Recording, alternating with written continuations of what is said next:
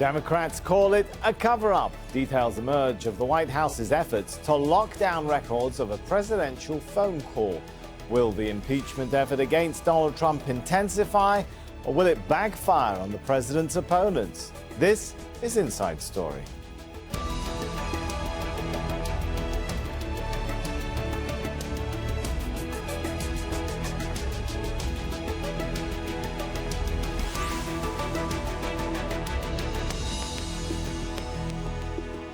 Hello and welcome to the show. I'm Sami Zeidan. Leveraging the office of the US president to interfere in the 2020 election.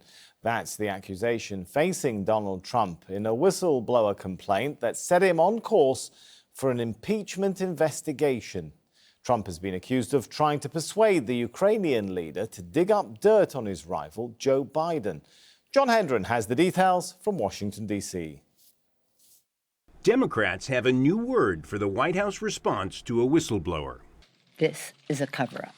The accusation follows a newly released whistleblower's report that says the White House tried to lock down the transcript of a phone call.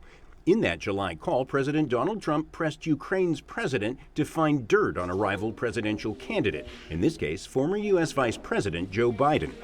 Reads like a classic organized crime shakedown. The report says U.S. officials told the unnamed whistleblower that they were directed by White House lawyers to transfer the transcript of a conversation to a separate electronic system that is otherwise used to store and handle classified information, even though the call did not contain anything remotely sensitive. That left Trump's new acting director of national intelligence explaining on Capitol Hill why he withheld that mid-August report from Congress until Thursday. We consulted with the White House counsel's office, and we're advised that much of the information in the complaint was, in fact, subject to executive privilege, a privilege that I do not have the authority to waive. A White House transcript of that call shows that Trump repeatedly urged Ukraine's Volodymyr Zelensky to investigate whether Joe Biden sought to interfere in a conflict of interest probe of the Ukrainian gas company for which his son Hunter Biden worked. At the time, Trump was withholding nearly $400 million in aid without explanation. Under fire, Trump denies using any pressure. What these guys are doing, Democrats are doing to this country, is a disgrace. But they're going to tie up our country because, frankly, they're so tied up, they're so screwed up. As the director of national intelligence testified here on Capitol Hill, President Trump was at the United Nations talking to staff. He told them he wanted to know who told the whistleblower about his phone call, adding that they were close to a spy. And then he said something that sounded menacing. You know what we used to do in the old days when we were smart, right? The spies and treason. We used to handle it a little differently than we do now. According to the whistleblower, several senior U.S. officials were concerned by the president's call, now exhibit number 1 in hearings to decide whether to impeach Donald Trump. John Hendren, Al Jazeera, Washington.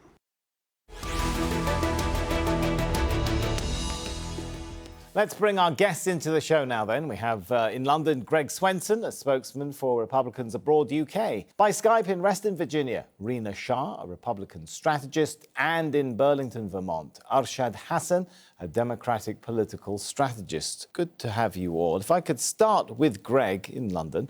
So, does the effort by the Trump administration to move those records to, shall we say, an unusual computer server, does it indicate a cover-up? No, of course not. Look, the president needs to have executive privilege. He needs to be able to have private conversations with a president of another country. That's just natural. And you also recall that there were a lot of leaks, especially early on in this administration. There's no shortage of opponents of the president baked into the deep state in Washington, in the intelligence services, the FBI and the CIA. So look, even, there's no secret that there's a lot of leakers and a lot of whistleblowers. So, there were so many leaks at the beginning. But why, it's quite Greg, natural for this him phone to want call in particular maintain maybe some is the question. confidentiality. If it's just a general approach to security, you would probably be moving all your sensitive records. But if it's just one phone conversation, don't you think that raises a bit of a question mark? Look, it could, especially if you're on the other side and you're desperate to find something on this president. They've been trying to impeach him since December of 2016. on whatever the topic of the day is. They tried it with the Russian collusion story and really invested in that, and so they just need something. So look, they'll pick on anything. This one happens to be the news of the week from a whistleblower who it almost sounded like a lawyer who wrote that document, not an analyst. But anyway, look, he needs to have that confidentiality. That has been an issue in the administration, but I don't see anything really wrong with that. And by the way, when they did release the document, which they did without a lot of pressure. I mean, yeah, it took a couple of days, but if there was anything bad in it, then he wouldn't have disclosed it. He would have claimed executive privilege, but he was pretty quick to release it. And I didn't think, depending on which side of the aisle you're on, it didn't seem to me like there was any real smoking gun. There are just a couple of implications that you can interpret one way or the other. OK, we'll come perhaps to the content of the transcript in a moment, but if I can continue that point with Rina. So Greg's point here, Rina, is that basically there's nothing unusual in the effort that the White House made to keep this conversation private. There are too many, as Greg said, perhaps deep state elements in the FBI and the CIA, as he said, and this is how anyone should behave if he wants to keep his private matters private. Well, first and foremost, I hope Greg is okay because he's reaching really hard to make the points he's making. I'm sure his shoulder's hurting. I mean, I have not heard anything more bizarre in my life. And I'm a patriot. It doesn't matter about my party politics or the fact that I've been a Republican longer than Donald Trump has and have been a strategist in the party far longer than Mr. Trump has. But the reality is simple here. This is about words that were used, and we wouldn't accept it under any other president. A word like favor in the readout from the White House, how do they not see that that's problematic? When you ask for a favor, that's a definition of quid pro quo. And to the point that many Republicans are making in Washington about there being no mention of aid being withheld from the Ukraine in the call, it's because the aid was already withheld before. So it's very puzzling to me that many folks are not willing to put country over party here. Look, I've never supported Donald Trump. But the reality is simple. I would not accept this kind of behavior from anyone. But let me jump in, Rina. Maybe to Greg's defense, if I could jump in here. I guess supporters of Donald Trump would argue that this is a president who has been under fire since, well, even before he got into the White House, and nothing is really held on him. And does he have a right, or do some people have a right to be a little bit paranoid?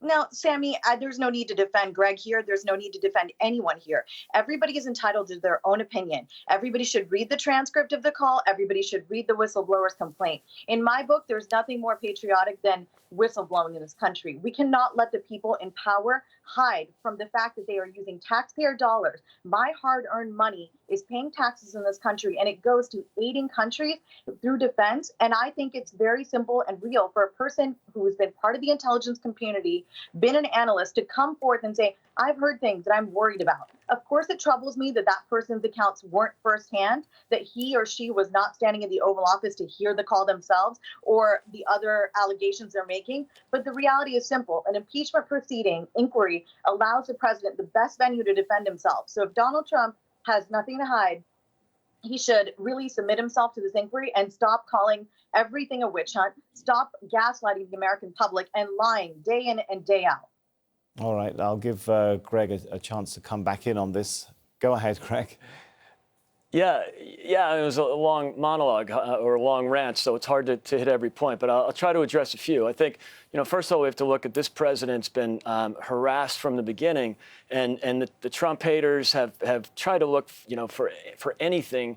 Obviously, they invested a lot in the Mueller investigation. That was a failure, so now they'll take anything. Look, this is a president who's not let me jump in, if I He can, now to Rina's defense, although she probably doesn't want that either. But is it not fair to say that this president has behaved in a way that to many Americans has seemed against the normal presidential convention? And that's precisely why he's been under fire so much since the moment he got into the White House. No, Sammy, you're absolutely right. He doesn't act like a traditional president, and that's one of the reasons why he was elected. So whether you like him or not, a lot of us conservatives were very skeptical or nervous about him when he started.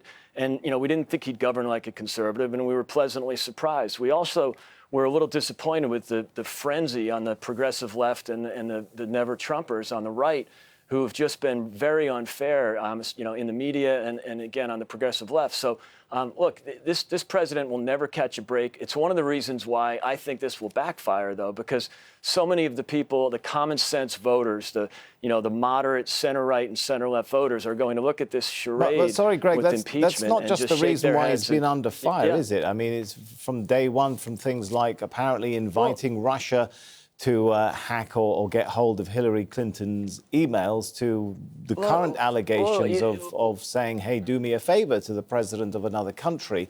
That's not just unconventional politics, right? This is you could see what I'm getting at, why people can be worried. Right. I can't, Sammy. I mean, it's a really good point. And he has a very unconventional delivery and a very unconventional way of communicating. He's very transactional. He likes the art of the deal. He likes the flattery, too. And you noticed he was really gaming the flattery with the president of the Ukraine. And you also notice, he withheld the aid until the phone call because he likes to be asked for the order. Now, but remember, a lot of this has been done before. Vice President Biden did it in 2015. The Obama administration did it in 2016. And of course, you had three Democratic senators, Menendez, Leahy, and Durbin, send a letter last May doing the exact same thing, except it was in writing. And when Vice President Biden did it, he bragged about it when he got back to Washington. So, look, I think that everybody has to look at this as politics.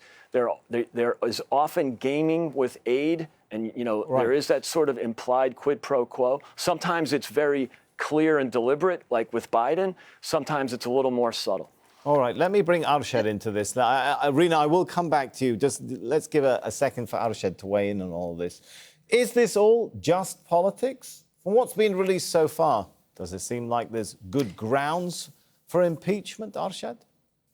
There's a fundamental question here. And that fundamental question is the United States a country that is ruled by governed by the rule of law, or are we a country that allows individuals, presidents, to abuse the power that they have in office?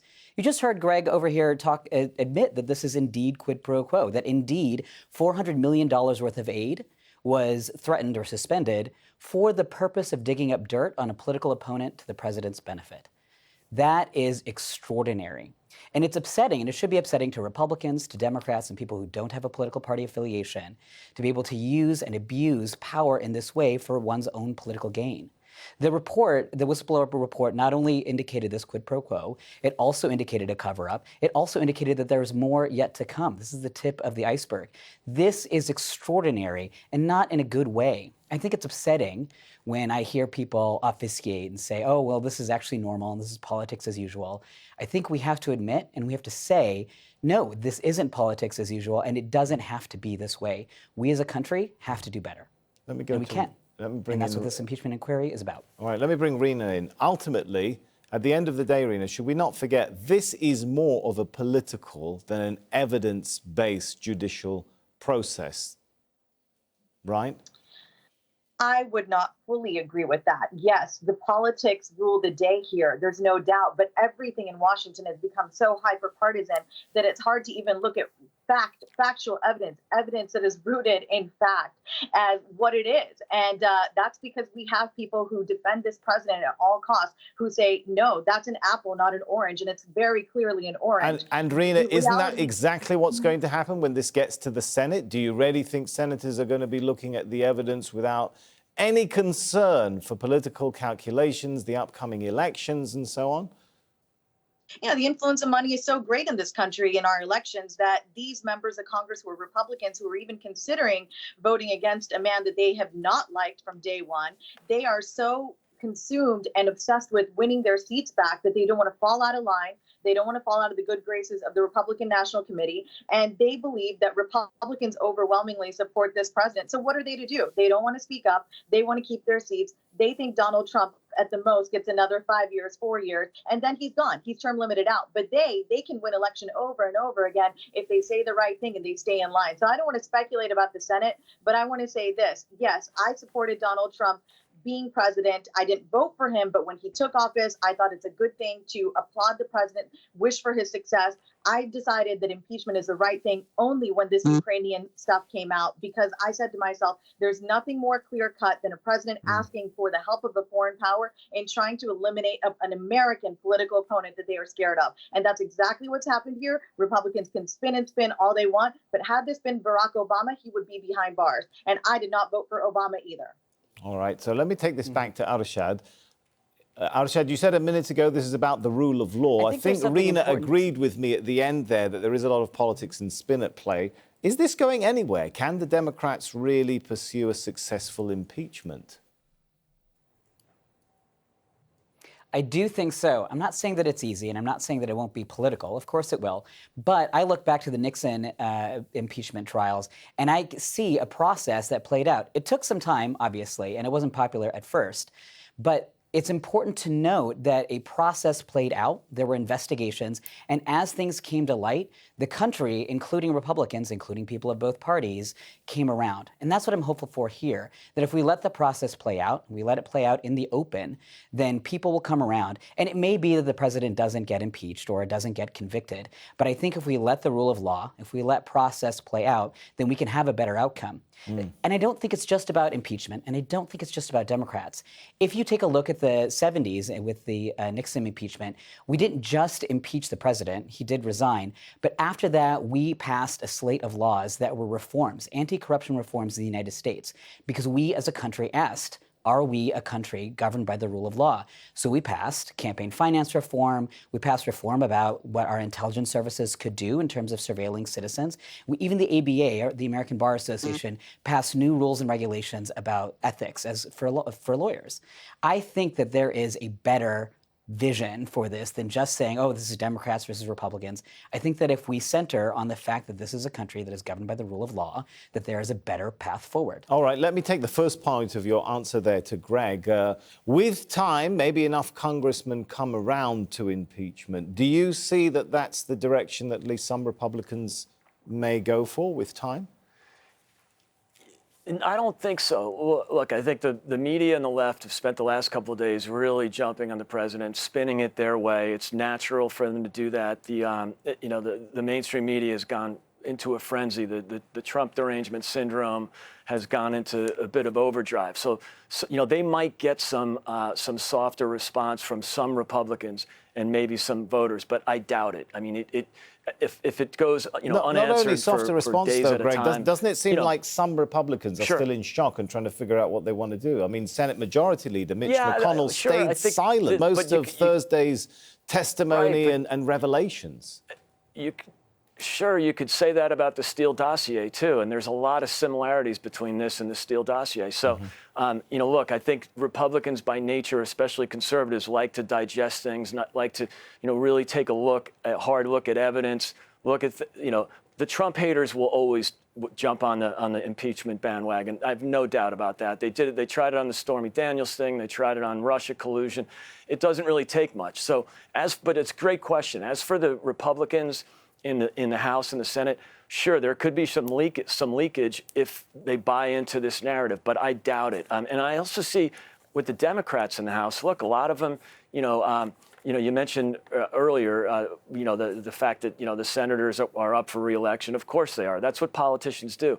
The Democrats in the House have to run next year in their congressional races, many of which are in districts that Trump won. That's why Nancy Pelosi has held off on the impeachment narrative for 2.5 years. She finally gave in this week to the progressive militant left.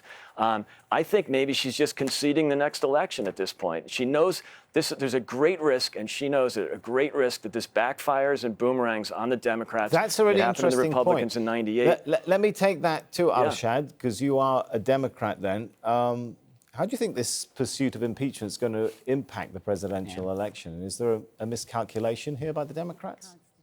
I don't think so. First and foremost, like I say, this has to be something that goes beyond typical partisan politics because something fundamental is at stake here. But there are a couple good examples for us to take a look back on. But do you think, Arshad, enough congressmen and politicians see it that way? I think people are coming around. Take a look. So in 2018, we picked up a massive number of seats, nearly 40 seats in the House. So things already are not going the way that the president wants. And if you take a look back at the last time we successfully impeached a president on the basis of the rule of law, Democrats not only picked up the House and the Senate, but kept it for decades. So I think when we are driven, when we're motivated by something fundamental as to the foundational principles of the country, people see that and reward that as something that they want to identify with. Right. And so that's why I think it is a good idea both for the country, and it is important for Democrats to stick to their principles on this. I think that's why we're seeing a little bit of change as well, that people see that their constituents are demanding accountability. Rina, the whistleblower complaint indicated that there seems to be other records, perhaps other calls, which have also been locked down, shall we say. Do you expect we're going to see more details, more complaints emerge? Well, not in this moment, because there's a really high risk at the whistleblower's cover being blown, essentially being outed to the American public. Who wants to reveal things when Donald Trump's base basically is angry and always uses language like militant left and wants to essentially try to take down any American that speaks out against the president?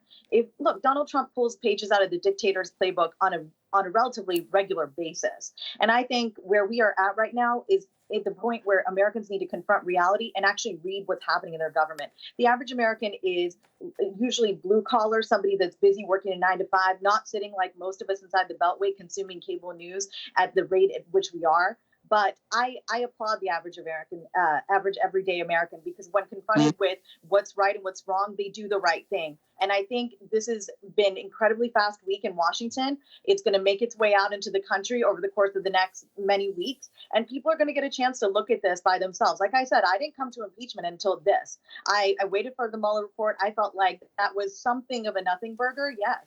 And I gave this president a chance, but no more. This is too dictatorial, and this is exactly against what conservatives have fought for many years. We don't want a government to get too big and too oppressive. And frankly, Donald Trump doesn't act like a conservative. I mean, he's imposing tariffs the way he is. Goodness gracious, this guy should not be defended. All right, Greg, I think we've got a minute for you before we start to head towards the end of the show. Sure. Do you agree with the idea, that I'll too much has been crossed here, that even if impeachment doesn't succeed, there is some benefit for the country.